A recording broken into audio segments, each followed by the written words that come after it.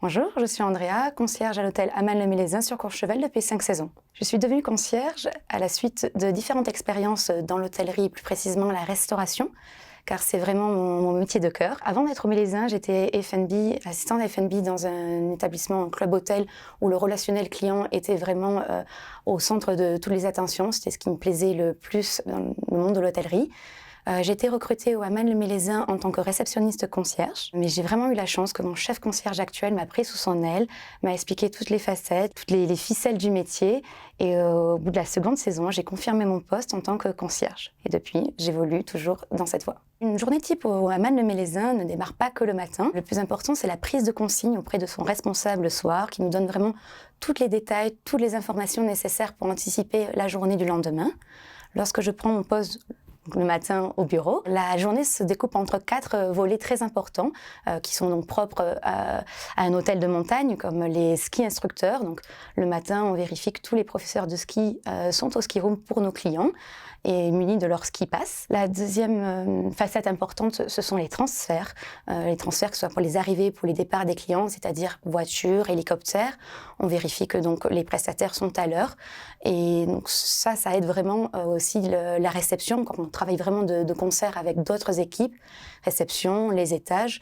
On s'assure que les chambres sont libérées en temps et en heure afin que les futurs clients en arrivée puissent récupérer leur chez eux, leur maison, donc leur chambre. La troisième partie importante, ce sont les restaurants, car les clients sont vraiment demandeurs donc, sur les réservations, ils nous demandent conseil. On a la chance de s'appuyer sur différents restaurants dans le groupe, donc que ce soit pour les déjeuners ou pour le dîner, que ce soit aux Érelles ou même au Chalet de Pierre.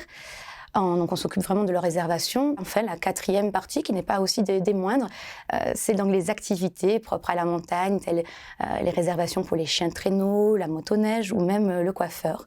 Nos voituriers bagagistes avec qui on travaille, parce qu'une loge concierge, c'est pas que des concierges. Du coup, on leur donne les courses à faire, leur accompagner les clients sur les points de rendez-vous. Tout ce que je viens de vous dire, c'est une journée type, certes, mais en conciergerie, on n'en a pas. Et c'est ça qu'on aime, parce que quand le téléphone sonne, on ne sait pas sur quelle demande ou quel client on va tomber, et donc la journée peut changer du tout au tout. Mon conseil pour devenir concierge, ça serait donc d'être surtout ouvert d'esprit, curieux, vif, mais également observer ce que les personnes les plus chevronnées font, et ils peuvent nous transmettre comme bons conseils. La conciergerie et l'hôtellerie au sens plus large est un vrai théâtre, c'est vrai, où on peut parfois des fois jouer un rôle, mais il faut rester soi-même, je pense, et garder vraiment sa personnalité. Mon incroyable talent, ça serait le jonglage.